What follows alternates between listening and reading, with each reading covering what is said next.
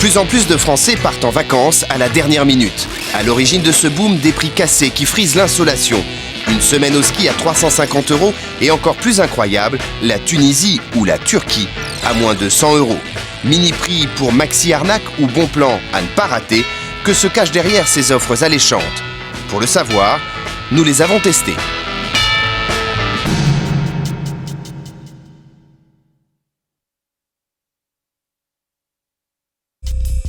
Nous avons commencé notre test avec l'offre la plus attractive du moment, une semaine en Turquie pour 69 €. Oui, bonjour madame. Je voudrais réserver un voyage pour la Turquie. Vous avez une offre exceptionnelle à 69 €. Les taxes aéroports s'élèvent à 126 €. Vous l'avez vu également ? Ah non. Ça commence bien. Au prix annoncé du séjour, il faut donc ajouter les taxes d'aéroport, l'assurance, le supplément chambre individuelle. La facture grimpe vite, les 69 € sont déjà un vieux souvenir, on frôle les 300 €. 294 €.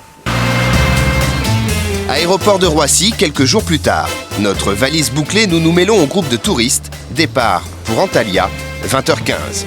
Une vingtaine de passagers ont réservé le même séjour que le nôtre. À ce prix-là, personne ne sait à quoi s'attendre. Vous attendez à quoi? Je sais pas du tout, franchement, je sais pas. J'ai lu sur internet des gens qui disent bon, c'est pas terrible, mais bon, je vais voir.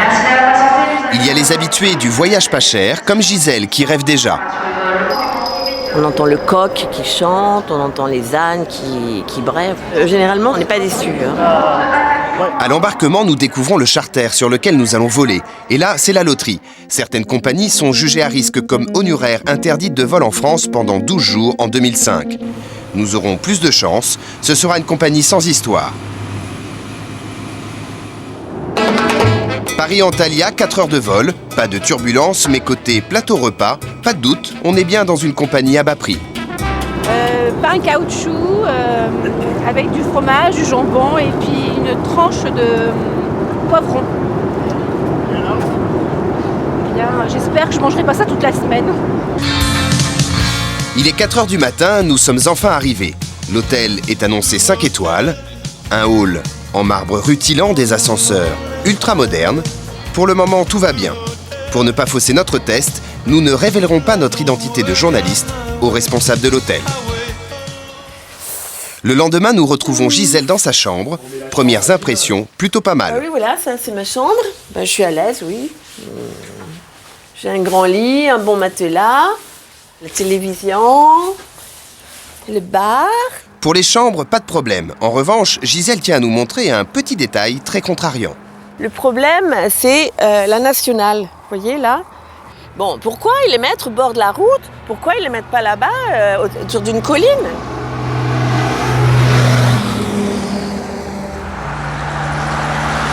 Pour le chant du coq dont rêvait Gisèle, c'est complètement raté. Pour le calme, il faut aller de l'autre côté de l'hôtel.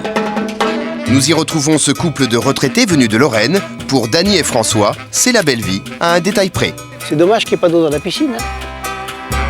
Pas d'eau dans la piscine, alors pour la baignade, il faudra repasser. On leur avait promis une plage, elle est bien là, c'est une plage de galets, mais Dany et François s'en contenteront. Pour les repas, rendez-vous à la cantine de l'hôtel. Dans ce séjour, les boissons ne sont pas comprises. Pour accompagner son repas d'un verre de vin, il faut mettre la main au portefeuille. Ce soir-là, 24 € pour une bouteille de vin turc. Si on va comparer au prix du séjour, oui, ça fait un tiers du prix du séjour. Pour le pays, c'est cher. Il faut bien qu'on retrouve le pourquoi de ces 69 €. Mais il y a encore plus surprenant. Ici, pas question de boire l'eau du robinet. Et pour un verre à la fontaine, il faut passer à la caisse. Démonstration en caméra cachée. Demi-pension? Pardon? Vous êtes en demi-pension? Demi-pension, oui. L'eau, c'est en extra. Je dois payer pour 2 verres? L'eau, c'est que pour les pensions complètes. Et combien c'est? Tiens, viens lui expliquer, là. Un verre, 1 €. Un verre, 1 €? Bon, d'accord, 2 verres, 1 €. Un verre d'eau à ce prix-là, ça se déguste. Santé. Pour rentabiliser son affaire, l'hôtel vous pousse à dépenser. D'ailleurs, un distributeur de billets se trouve à quelques mètres de l'établissement. Ah, vous tirez de l'argent, François, on dépense plus que prévu alors ou pas? Ah, toujours un petit peu, plus ou moins. Bon, on se paye ses petites envies, quoi. On dépense combien alors? Entre 30 et 50 euros par jour. Et ce matin, le petit plaisir de Dany et François, c'est un massage au hammam de l'hôtel, 30 €. Et apparemment, ça vaut le coup. Heureux. Le soir, pas grand-chose à faire, car à cette époque de l'année, la boîte de nuit est fermée. Alors en soirée, seule activité gratuite, digérer en pédalant. Hicham et Farez auraient bien voulu faire la fête. Excuse me. Coffee and little milk. Mais pour la fièvre du samedi soir, il faudra repasser. C'est raté le soir. À partir de 8h, c'est raté. C'est baby-foot payant, ping-pong, billard payant. Pour jouer au tennis, il faut payer l'éclairage. On paye 8 €. C'est des petites choses qui s'ajoutent et qui font qu'au final, un séjour qu'on va payer 69 €, il va nous revenir à 400 €. Au final, Dany et François auront dépensé 800 € pour deux. Quant à Gisèle, moins dépensière, 320 €. C'est vrai qu'on est loin des 69 € annoncés, mais pour ce séjour en Turquie, pas de mauvaise surprise. Mais ce n'est pas toujours le cas. En achetant sur Internet, difficile de savoir à l'avance ce que réservent certaines offres. Parfois, il y a de très mauvaises surprises. Exemple, l'été dernier en Turquie, avec cet hôtel près d'Antalya.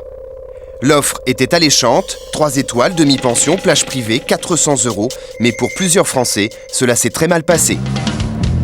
Nous avons retrouvé l'une de ses clientes mécontentes en région parisienne. Le séjour tout confort promis s'est transformé en cauchemar. À son retour, elle a engagé une procédure contre le voyagiste. Elle témoigne à visage caché.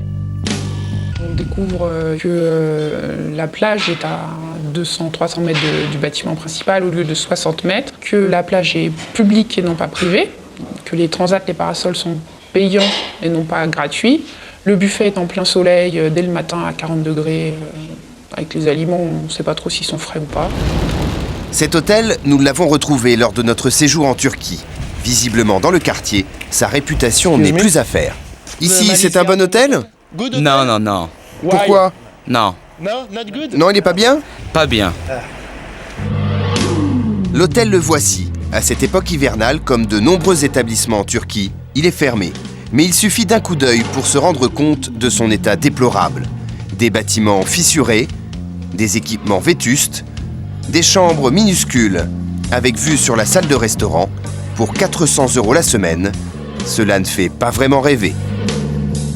Vous avez eu le sentiment d'avoir été arnaqué? Oui, oui. Oui, c'est de l'arnaque. Le voyagiste a proposé à notre témoin un dédommagement de 70 €, mais elle a dû signer ce document avec une clause très contraignante. Ne pas engager d'action ou d'instance relative à ce litige, y compris de toute action médiatique. On a eu 70 € d'indemnité contre l'achat du silence. Donc.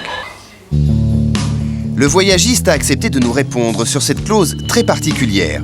Pierre Alson est directeur général de Last Minute. Pour lui, rien de scandaleux dans cette clause. Le client s'engage à renoncer à toute action médiatique. Tout à fait. C'est quoi? C'est acheter le silence du... Non, c'est une clause qui est tout à fait standard dans tous les protocoles faits par les agences de voyage. Puisqu'il y a protocole, c'est théoriquement pour se mettre d'accord sur la bonne fin d'un litige commercial. Donc on a analysé la situation, on propose un remboursement, le client l'accepte. Donc dans tout protocole, on conclut que l'affaire est terminée. Selon le voyagiste, les réclamations concerneraient 1% de leur séjour. Chaque hôtel serait visité une fois par an et retiré de la vente en cas de problème répété. S'il y a plusieurs problèmes sur un hôtel, la démarche c'est de le supprimer de toute façon dès qu'on a vent d'un problème d'appréciation sur place. Et en plus, s'il n'est pas conforme effectivement au descriptif, s'il ne satisfait pas à notre charte de qualité, il sera supprimé. Nous avons vérifié sur le site du voyagiste. Pour la saison 2006, l'hôtel était toujours en vente.